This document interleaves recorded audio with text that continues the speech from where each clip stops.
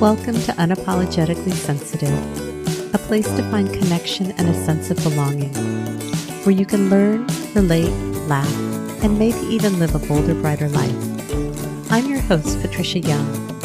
This is a weekly podcast where we talk about sensitivity and the richness that it adds, the strengths we have because of our sensitivity, and some of the challenges it poses as well. The information in this podcast is not a substitute for help from a licensed mental health professional. Hey there, to the creatives, healers, sensitives, and deep thinkers. I want to talk today about what some of the things that we may be experiencing right now that we can't explain or put words to. I think this is really important, especially as people who are deep thinkers and deep feelers. We're in really an unprecedented time right now. And what I'm aware of is a lot of things are coming up for me. And as I'm trying to really dig in and understand what's going on, my hope is that I'm able to maybe put words to experiences and things that you may be feeling and experiencing, but you don't know what it is. My plan is to release at least one episode per week. I may not stick to my Tuesday schedule just because if content comes up, I want to get it out there. I am committed to get one episode out per week. We'll see when it comes out. If you happen to be listening to this in the future, I'm kind of imagining 20 years from now, maybe the podcast will be around then or it'll be in the archives and somebody's going like, what the heck are they talking about? Maybe this will be a piece of history and people will just get an insight into what we're experiencing right now. But if you're listening to this in March of 2020, the offers that I have at the end for reduced fee services, some free Zoom calls, ways that I'm really trying to create service for those in need right now are temporary. So I just want to be really clear that if you're listening to this episode in the future, what I'm offering may not be available. We're all kind of in this shirt show together and I want to be of value to you. What I was talking about the other day with a couple of friends of mine is I was talking about this feeling of things being surreal. California is now at shelter in place, stay at home. I can't even think of what the words are. I want to say lockdown. And I was saying I was having this feeling. It's like when somebody dies and you just have that sense like you keep thinking that they're there. You keep expecting to talk to them and then you remember that they're not. And it's kind of in this very surreal place. You're not where you used to be. You're not where you're going. It's kind of that in-between place. And I kept thinking that this is what I was feeling. And then I saw an article that said, this may be what you're experiencing. And it said grief. I haven't read the article, so I may be saying exactly what's in the article. I really have no idea. I think that it's so easy for us to think about grief in terms of there has to be death, there has to be a loss. For many of us, we've already received the message that we think too much, we make a big deal out of things, we're too dramatic. And so it's not uncommon for us to minimize, deny, think that what we're experiencing may not be what everybody else is. And so this really can create suffering for us. But when I saw this article about grief, it really, really resonated with me. And I was chatting with a couple of friends this morning and I was thinking, if right now someone were able to wave a magic wand and from this point moving forward, there was no more COVID-19, anybody who's lost their jobs, anybody who has kids at home, any changes that we've experienced that now I'm getting messy with my words. If from this moment forward, we could go back to work, our kids were at school, the economy would be back where it was, like whatever happened during this time still would have happened. We didn't change that. But from this moment moving forward, things would be back to where they were before. We still would be greatly and deeply impacted by what we've been experiencing. Whatever it is that we've been experiencing has impacted us greatly. And what I'm even finding for clients, I just was working with a client this week who was saying, I'm not impacted. It's totally fine. I'm not feeling afraid or concerned. And then we talked about, the client said, since I saw you last week, I was in my pajamas for 5 days and I didn't brush my teeth. And what we looked at was this client has a very set routine of going to a specific place to exercise, to socialize on a daily basis. and that person has lost it. So not only the exercise, the movement, the structure, the scheduling, the social time has really created change. So even if you happen to be one of those people that's not feeling concerned about COVID-19, the change is probably impacting you in your life. This has changed us. It is changing us. It doesn't have to be a bad thing, but we're all experience different kinds of loss. And I think what makes this a little bit more challenging is for some people, it's ambiguous loss, anticipated loss. It's less tangible, but it is so real. Our routine, our structure, our schedules have changed. Many of us had time alone when we would drive to work. We would drop the kids off to school. Things have changed like job security. If you're a therapist or a healer, whether your clients are moving to online work, if you're moving to online work, if you've had a change in clients, if you've been furloughed, if you're a healthcare worker, you're working harder, you're working more hours, you're working without PPE. You may have concerns about putting your family at risk. There's more stress, losses and change in income. If you are in retirement or you're close to retirement with what's going on with the stock market, your retirement is changing. If you have kids in college, if you've paid for dorms and tuition and now your kids have moved online and your kids have moved back home, if you have 529 plans, those are changing. Having increased precautions, if you're shelter at home or self-quarantined. Just disruption of our daily activities. If we go to the gym, if we have social engagements, if we walk with people, if we have spiritual practices or places that we go to worship. These are all changes. And then there's just a big overload of information. Many of us are receiving tons of emails a day that are unnecessary. If we go on social media, there's just a lot right now. And even with free services, it's just a lot. And it's interesting that I participated in an online Zoom call over the weekend and a yoga meditation. I find that I just have enough energy to barely keep my shirt together right now. Most of my energy is going into just managing on a day-to-day basis. There's some amazing connections that are going on, and I'll talk to you about that. It's not that this is all bad. It's not that it's doom and gloom. It's just naming what's going on. Because I like to socialize with a small group of people, I like to talk about things that are meaningful to me. Even though this was a HS gathering, I didn't know these people. There was a lot of the getting to know each other stuff going on. I kept having to check in. Is this working? Is it not working? And what I'm finding is I don't have a lot of room right now for extra things. I'm just not feeling as resilient. I don't have that bounce back that I normally do, and I need to honor that. And so it's great that we have all of these free offerings and gatherings. If it works for you, great. And if it doesn't, and you need to slow down and figure out what does work and stick to the familiar, you got to take care of yourself. You really do. The other thing that's interesting is on social media, I'm seeing people that are singing and creating and cooking, and it's bringing up this narrative of, I'm too serious, I can't take a joke, I'm not a fun person, how come I'm not making TikTok dances at home? Maybe that will come. Maybe talking about not doing it will create space to do it. Maybe that won't come up for me at all. What I realized, though, is that I have depth, and see if this is true for you. I have intensity, empathy. I'm wired for connection and holding space. And I'm intensely curious about what's coming up for me and wanting to find words to express what I'm feeling. And hopefully I'm helping others put words to what they're experiencing.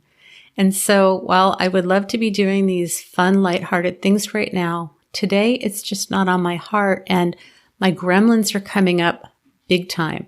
I'm offering some free Zoom calls in some of the groups that I have. I'll tell you about that at the end. And I'm seeing, I heard about another group where like 80 people showed up. This gremlin came up of like, what do you have to offer? You have a handful of people coming up, but people aren't interested in what you have to offer and you're not giving enough whatever. I'm naming it because I think during these times, we're all having stuff that's coming up for us about how we feel like we're not enough. What I know is that if I am available for one person and it makes a difference for one person, That's good enough.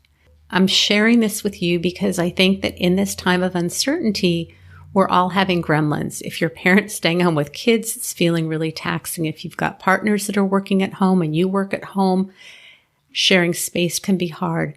Whatever it is that you're going on that I haven't named, it's hard. And we have to be okay with that and know that we have gifts to offer right now. I really feel blessed to have a circle of highly sensitive therapists that I'm communicating with even more right now. We're holding space for each other and validating the things that are coming up. And this morning I had a really big cry about this grief that I've been experiencing. What I was thinking at the same time is I'm getting such depth and intensity in those relationships where other people are also having that need to connect right now, where we're really reaching out and using each other for support and holding space. We're wired for connection. People want to feel connected, and there are lots of creative ways that we can find connection, even if we're on stay-at-home status.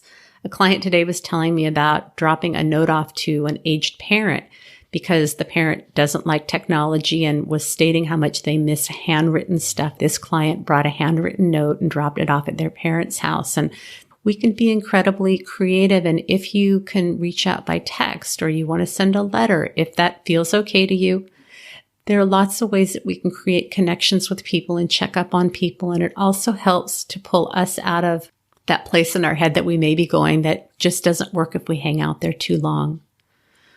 Whatever you're feeling or experiencing is okay. So before I had this cry this morning, I forgot that when I allow room for my feelings, it creates space for something new to move into that space. Every time after I release a podcast episode and talk about what's going on for me, giving voice to my feelings, honoring my feelings, I just end up feeling a sense of lightness for at least a little bit of time. I think we're so used to pushing our feelings down and trying to not make them too big that sometimes that space that could be filled with something that's going to feel more honoring to us doesn't get to be filled because we're holding on to stuff out of fear of letting things up. We can be so used to pushing down feelings, denying and minimizing, or that fear that we're going to totally come undone if we allow ourselves to feel what's going on. That space is held in our bodies, our minds, and our souls. And when we're able to allow those feelings to be seen, honored, felt, and expressed, it frees room up for other stuff. A lot of my colleagues have moved to doing therapy and coaching online for safety precautions. I know a lot of people don't want to do online work. A lot of people are not doing therapy or coaching right now due to finances. They don't want to make that shift. I really would encourage you that if you are feeling like you're I don't see how people cannot be impacted by this. This is my own bias. I just see that this is really a time when we need to have connection. We need to feel seen and heard. If you have a therapist or were working with a therapist that you really enjoyed and you did not want to try online services, I would really encourage you to just give it a shot if your therapist or coach or whoever you were working with is offering them. I think this really is a time when we need to get all the support and connection that we have. And I have a client that I've been working with for almost 3 years. And this client said they're having panic attacks right now and they didn't think that they would be able to meet. We are looking at creative ways that we can connect. It's still therapeutic and we don't have to talk about what's going on. I think that as healers, if we can hold space for people right now, I think often the tendency is we want to withdraw, we want to isolate because we're feeling so over-aroused and overstimulated, and we haven't learned how we can show up and connect and be seen and heard in a way that really meets our needs without getting activated. And like I said, I think all of us, many of us, are just doing our best to hold it together on a day-to-day basis. My clients are not here to meet my needs, but I just met with a client this morning and I just had such a deep appreciation for the sense of normalcy. Something in my life is normal and the same because we've been meeting regularly for a fair amount of time. I have some clients that I see short term. I think there's power in doing depth work. It really helps with attachment issues when we work with somebody over the long run. But if you're struggling right now, there are lots of available services that are low cost. I'm really looking at how I can work with my fees right now to make it affordable for people because I want to be here and serve people right now. Now more than ever, we really need to be seen and heard, find ways to calm and soothe ourselves. If you're interested in working with me, please reach out to me either directly at my email, unapologeticallysensitive@gmail.com, or through my website, unapologeticallysensitive.com.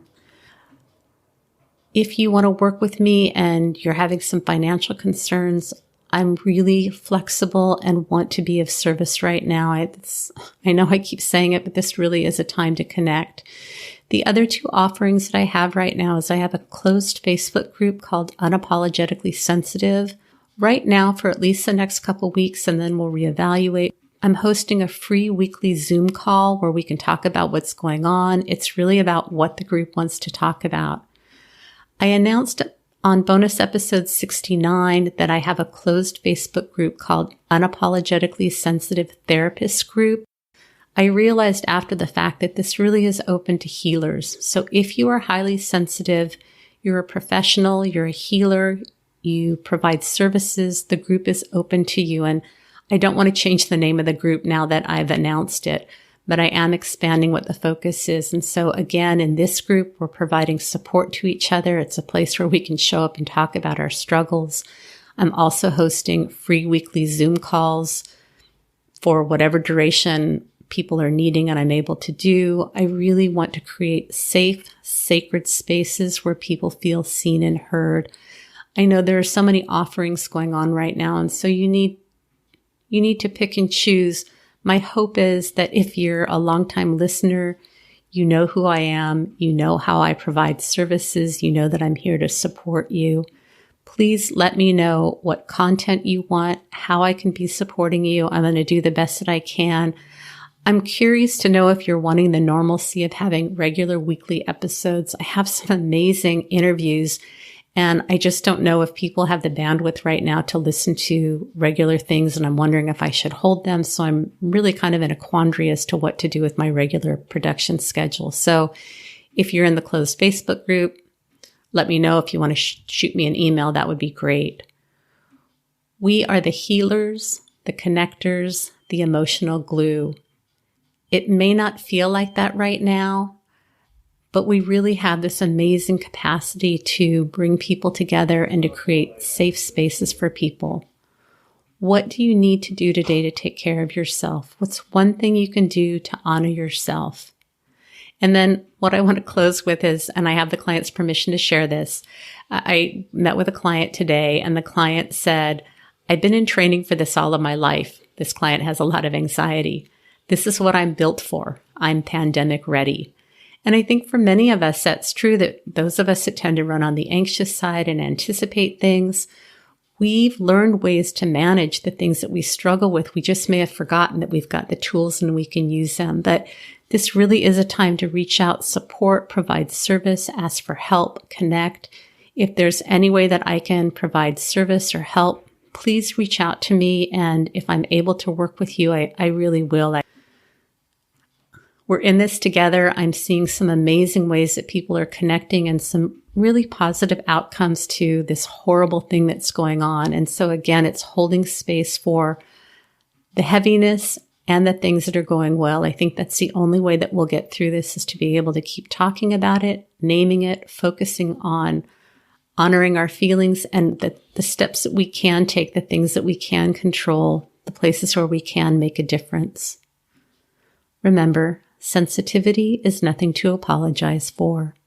It's our superpower. Have a blessed day.